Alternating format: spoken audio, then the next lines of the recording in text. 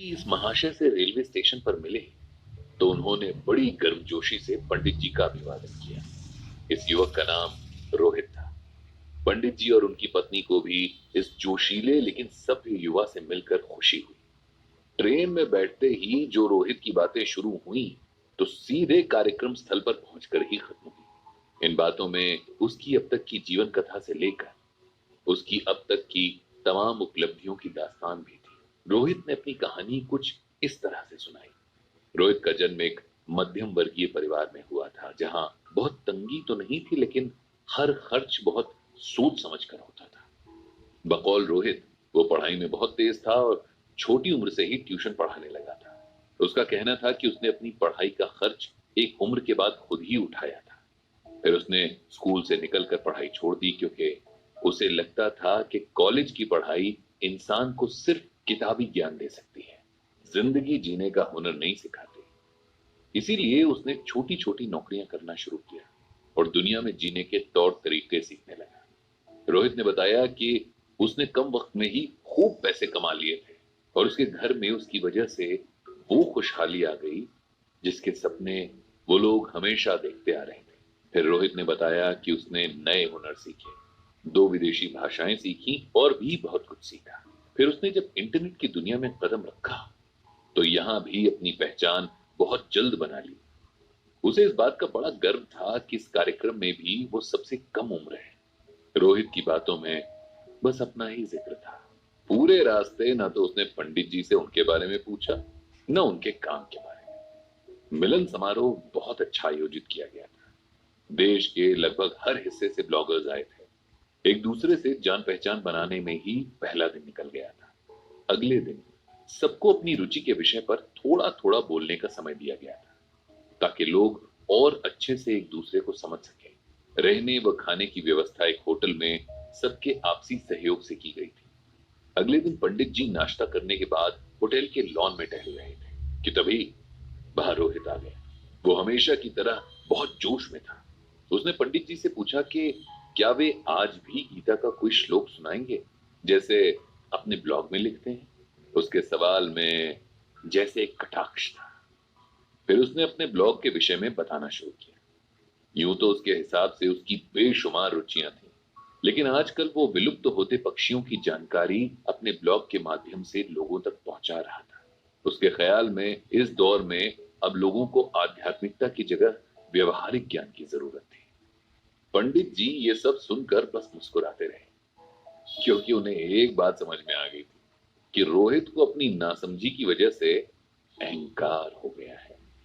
अपनी उपलब्धियों पर खुश होना सबका अधिकार है, लेकिन अपने आगे बाकी लोगों को तुच्छ समझना या उन्हें कमतर होने का एहसास करवाना अहंकार कहलाता है, जो कि मनुष्य जाति के सबसे बुरे गुणों में से एक है। इसीलिए पंडित जी को लगा कि रोहित को इसका एहसास करवाया जाना जरूरी है, ताकि वो समय रहते इस अवगुण के जाल से बाहर निकल सके और अपनी प्रतिभा का सही उपयोग कर सके। कार्यक्रम शुरू हुआ और हर वक्ता के पास बोलने को कुछ बेहतरीन था। किसी के पास गांव देहात के किस्से तो किसी के पास किताबों की दुनिया की जानकारी। कोई कानून का ज्ञाता तो कोई कवि। किसी के पास दुनिया घूमने के अनूठे अनुभव तो किसी के पास इतिहास की गहरी जानकारी। हर कोई अलग अलग संघर्षों से तप कर बना हुआ, जिसे वो बयां नहीं कर सकते थे, लेकिन सब जानते थे कि बिना जीवन के उतार चढ़ाव देखे लोग इतने अनुभव नहीं समेट सकते। इसी तरह पंडित जी की भी बारी आ गई। जीवन में कम ही मौके आए थे जब पंडित जी ने किसी मंच से लोगों को संबोधित किया था। दोस्तों की महफिलों में बात करना या ब्लॉग लिखना एक अलग बात थी। यहाँ एक अलग ही संकोच उन्हें महसूस हो रहा था, लेकिन उन्होंने साहस करके बोलना शुरू किया। संबोधन के बाद जो उन्होंने कहा वो इस तरह से था। आप सबके अनुभवों और जानकारियों को सुनते हुए मैं खुद को बहुत खुशकिस्मत मान रहा हूं कि आज यहां आपके बीच बैठा हूं। मेरे पास बताने को कोई किस्सा नहीं कि आप लोग हैरान हो, न कोई जानकारी कि आपको चकित कर सकूं। मैंने अभी तक एक बहुत साधारण सी जिंदगी जी है, जिसमें दाल रोटी की फिक्र और जिंदा रहने की जद्दोजहद है। रुचि के नाम पर बस एक ही है कि पढ़ने का शौक रहा, जो उम्र के साथ धार्मिक किताबों की तरफ ज्यादा हो गया। जो थोड़ा बहुत सुना, पढ़ा और समझा, वो सबके साथ बांट लिया। ये तो आप जैसे लोगों का बड़प्पन है कि मेरे अधकचरे ज्ञान को भी सम्मान दिया और अपने बीच उठने और बोलने का मौका दिया। इसके लिए मैं आप सभी का शुक्रगुजार हूं।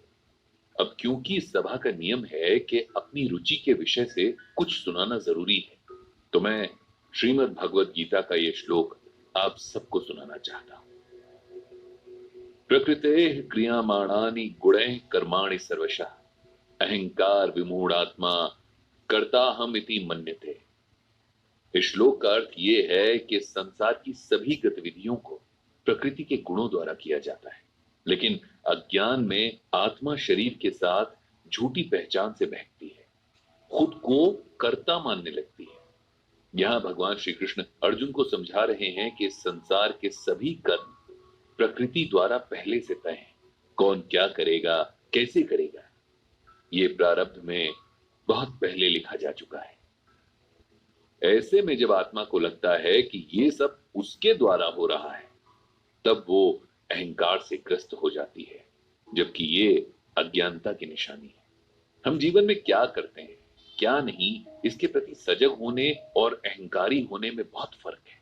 अपने कर्म के प्रति सजग होना हमें सफलता और शांति देता है, लेकिन उसके प्रति अभिमान या अहंकारी होना हमें दुख देता है, अपमानित भी करवाता है। ये जीवन का ऐसा सच है जो यदि हम समय रहते समझ लें तो कई दुखों से बच सकते हैं। प्रकृति से हम इसके अनेक उदाहरण सीख सकते हैं। जितना ज्यादा फलों से भरा पेड़ होगा, उसकी टहनियां उतनी ही झुकी होंगी। विनम्रता सबसे बड़ा गुण है, यह हमें सही मायनों में इंसान बनाती है। पंडित जी द्वारा इस श्लोक की सुंदर व्याख्या सुनकर सबका मन प्रसन्न हो गया। शायद रोहित को भी उसके अहंकार का एहसास हो गया। यह हो सकता है ना भी हुआ हो, लेकिन जिसने भी इस श्लोक को एकाग्रता से सुना, इसका अर्थ और संदेश समझ गया था। इस तरह बहुत सारे अनुभवों और ज्ञान के साथ ये मिलन समारोह समाप्त हुआ। वापसी में रोहित एक बार फिर पंडित जी के साथ ही था, लेकिन इस बार वो उनसे गीता ज्ञान समझाने का आग्रह कर रहा था। पंडित जी ने मन ही मन भगवान श्री कृष्ण और भागवत गीता को प्रणाम किया और सबकी बुद्धि प्रकाशित करने की प्रार्थना भी की। तो ये था गीता ज्ञान का एक और एपिसोड, जिसे